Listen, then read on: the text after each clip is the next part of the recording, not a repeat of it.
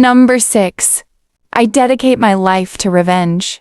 Lady Irene, a Viscountess of the Kingdom of Wisteria, is devastated when her parents suddenly die. Searching for her husband Komathi, she discovers the cruel truth. Their marriage was a scheme to betray her family. Heartbroken and betrayed, Irene takes her own life, only to awaken 6 months before the wedding.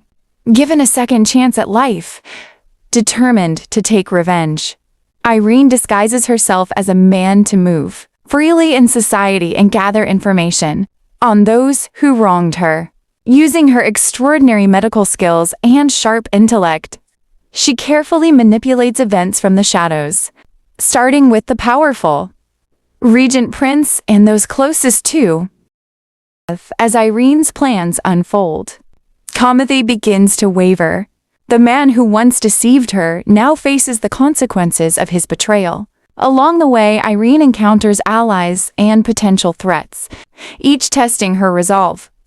Caught between vengeance, loyalty, and the unexpected bonds that form while in disguise, Irene must decide whether to let revenge consume her entirely, or to wield it with cunning, ensuring that those who betrayed her finally pay.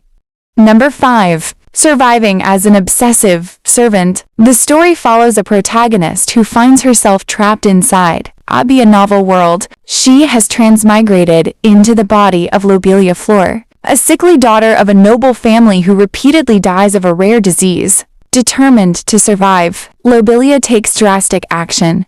She disguises herself as a male servant named Lobel and enters the service of the ailing young master, Edric Duncart, a crown prince-type character, whose illness echoes her own.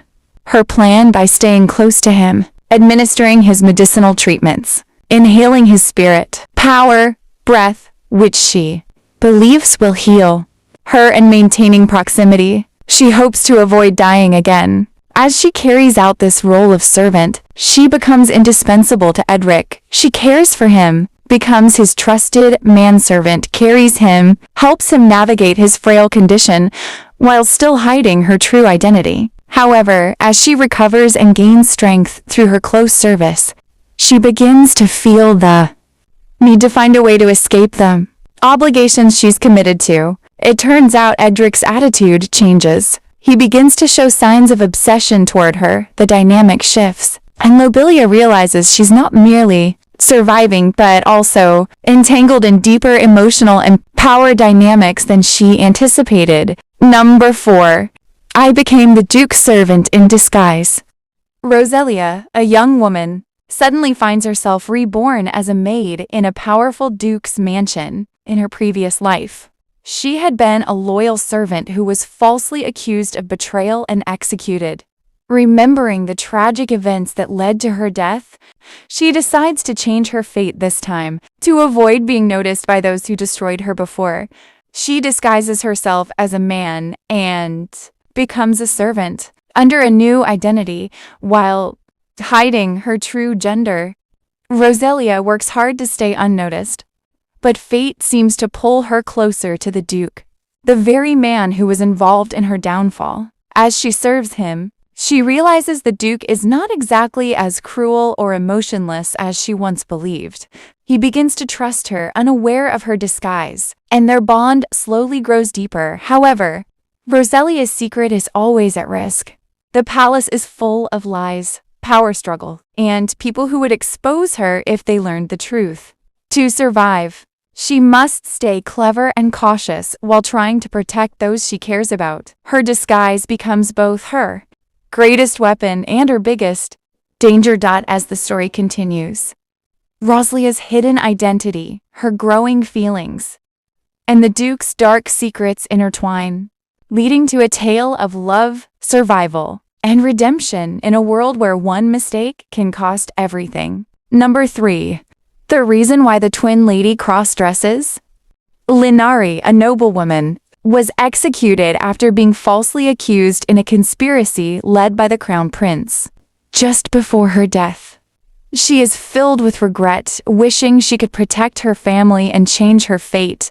Miraculously, she wakes up 3 years in the past. Given a second chance to rewrite her tragic life, This time, Linari decides to disguise herself as her younger twin brother. Liam, her brother, is weak and gentle, while she is skilled, intelligent, and determined. Knowing that Liam would suffer or even die if things repeat as before, Linari takes his place and cross-dresses as him. Under the name Liam, she enrolls in the elite Fortis Academy where only men of noble blood are allowed. At the academy, Linari encounters the same powerful people, responsible for her family's downfall in her previous life, including the crown prince and his close circle known as Perseus. While pretending to be her brother, she must carefully hide her identity, gain influence, and find out the truth behind the plot that destroyed her family. Living as a man gives Linari access to power and freedom she never had as a noble lady, but it also puts her in constant danger. One mistake could expose her secret and ruin everything. Despite the risk, she is determined to use this second life to protect her twin, uncover the truth, and take revenge on those who wronged her. Linari crossdresses not for fun, but for survival and justice. It's her way to protect her family, correct the mistakes of her past, and prove her own strength in a world that never gave her a fair chance. Number 2. I became a leader in a wretched prison. The story begins when the main character suddenly realizes they have transmigrated into a novel, but not into any ordinary place.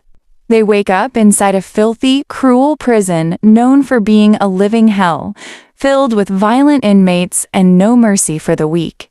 Even worse, they discover that they've entered this world 10 years before the original story begins. In those 10 years, they endure endless hardship, fights, hunger, humiliation, and betrayal. But through sheer survival instinct and intelligence, they slowly climb to the top of the prison's power structure. By the time the real story begins, they've become the unofficial leader of the prison, feared and respected by everyone, though often mocked as a good-for-nothing leader who rules a place of misery. Then one day, the prison warden summons them and makes a shocking proposal. The warden offers them freedom, but under one strange condition. They must ensure that a new prisoner, who has just arrived, becomes the next leader of the prison. There's one more twist to carry out this mission. The protagonist has to enter the men's prison while hiding their true identity, cross-dressed as a man. And when they finally meet the new inmate they're supposed to guide, they're stunned. It's none other than the male lead of the original novel they had read before transmigrating. Number 1. The Mighty Master is crazy about me. For her sister's happiness and happy ending, Charlotte decides to bring home the knight who holds her sister's heart. However, that means getting to the Black Dragon Order, where the mysterious Archduke Ludovica. With rumors of the Archduke's penchant for men, Charlotte dons a wig and becomes Charlotte, a new squire of the order. Despite trying to lay low, she keeps drawing the Archduke's eye and suspicions. Can Charlotte keep up the act till the end,